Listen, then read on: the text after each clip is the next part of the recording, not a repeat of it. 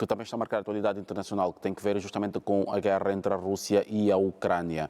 Há aqui novos desenvolvimentos, portanto, entretanto, ainda sem grandes novidades, que assim se pode dizer. A União Europeia está a tentar adotar um 13º pacote de sanções até o próximo dia 24, quando se vão assinalar 2 anos desde o início da guerra. E também o ministro da Defesa alemão alerta que Vladimir Putin poderá vir a atacar um país membro da NATO por aquilo que tem estado a fazer, pelo que a NATO está a preparar-se também para fazer o seu maior exercício militar desde o tempo da Guerra Fria.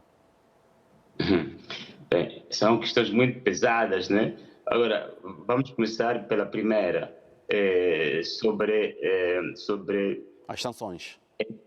Exatamente, sobre as sanções, e estes são dados da Eurostat, não é? Que é o organismo de estatísticas da União Europeia.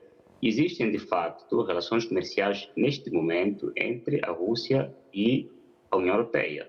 O que houve é uma redução significativa dos níveis de importação e de exportação entre os dois parceiros comerciais, isto é, entre a União Europeia e a Rússia. Os dados dizem que houve uma redução de 9% em fevereiro de 2022 para 2% nesta altura. E quais são os setores onde ainda há essa relação comercial, embora reduzida, entre a União Europeia e a Rússia? São os setores de energia e gás, de importação ou exportação de níquel, de alumínio, de aço e também de fertilizantes. Sobretudo os fertilizantes, esse é o dado mais curioso, é que, apesar de sanções, continuam a ter os mesmos níveis de importação da parte da União Europeia, como já havia antes da invasão da Ucrânia da parte da Rússia. Invasão ou conflito, enfim, isso depende depois como é que cada um lê isto.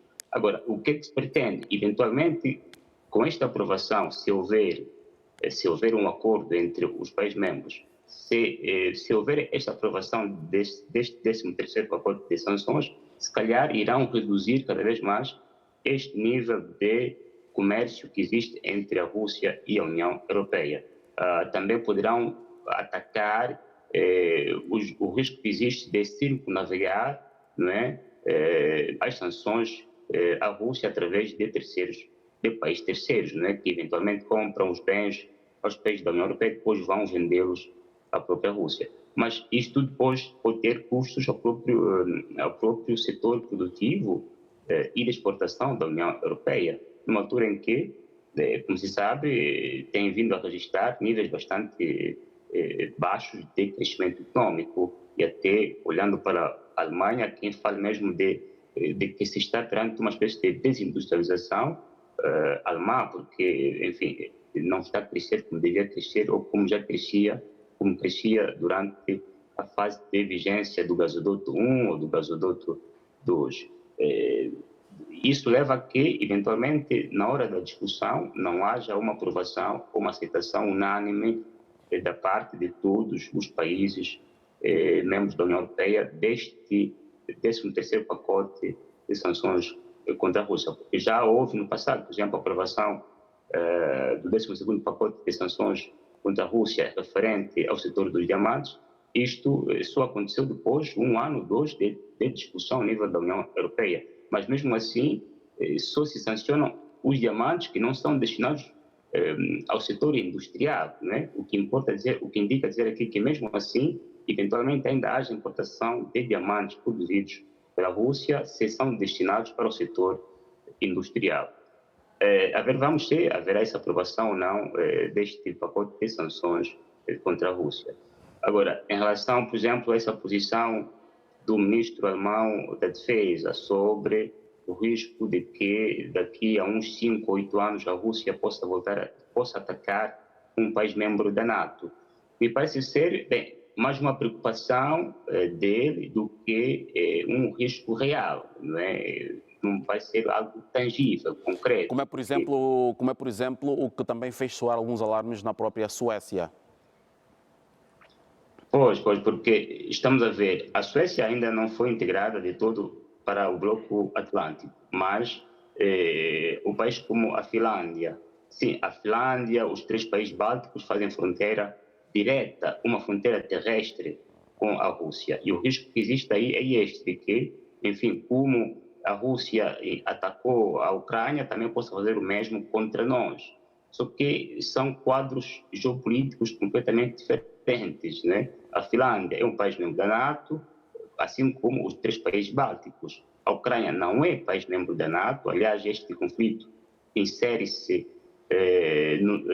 na possibilidade de evitar que a Ucrânia seja, de facto, Estado-membro da NATO, para evitar que se alongue cada vez mais a fronteira terrestre da Rússia com os países membros da NATO. Já o mesmo não se passa com a Polônia, com a Finlândia, com a Estônia, Lituânia e Letônia. Daí que, do ponto de vista prático, não há esse risco, porque a Rússia sabe que, se atacar um país membro da NATO, a NATO virá em socorro deste país. E a NATO, enquanto bloco de aliança militar, enfim, é mais potente do ponto de vista do armamento, do ponto de vista do manpower e também do ponto de vista da economia, dos dinheiros, né? Basta ver, só os Estados Unidos têm um PIB quase 2 vezes mais, não, enfim, tem um PIB quase 2 vezes mais, tem um PIB 2 vezes superior ao PIB da Rússia. Daí que, do ponto de vista concreto, não é acessível, não é compreensível que a Rússia possa atacar, de facto, um país membro da NATO, sabendo que a NATO viria, como consequência do artigo 5º, em socorro deste país membro da NATO, o que poderia colocar em risco a própria existência da Rússia enquanto Estado. Sobre esses exercícios militares que a OTAN vai fazer, é que a OTAN, em julho do ano passado, na cimeira da OTAN em Vilnius, decidiu-se a criação das chamadas zonas regionais, ou um plano regional, com vista a fazer com que, em caso de um conflito no género, né, se houver este risco real ou praticável de uma guerra direta entre a Rússia e os países bálticos, a OTAN já terá um plano de resposta em socorro a estes países membros da OTAN, que fazem fronteira no Báltico com a Rússia. Então, para implementar este plano, aprovado em julho do ano passado, vai realizar a NATO este amplo exercício militar às fronteiras com a Rússia, ou seja, haverá uma mobilização geral de militares que, vindo dos Estados Unidos, vindo do Canadá e também dos países europeus, vão se movimentar no sentido oeste-leste, a fronteira com a Rússia, e enquanto se movimentam, vão fazendo exercitações militares. Se prevê que haverá uma participação de 90 mil militares, cerca de 50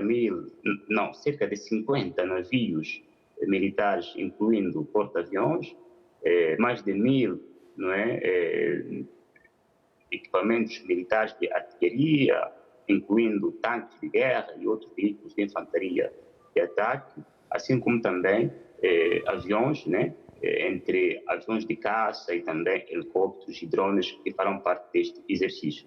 Este exercício vai decorrer até maio e, eventualmente, enfim, procura criar a ideia de que a NATO está pronta a defender o bloco ou os seus países membros em caso de uma invasão, venha ela de onde vier.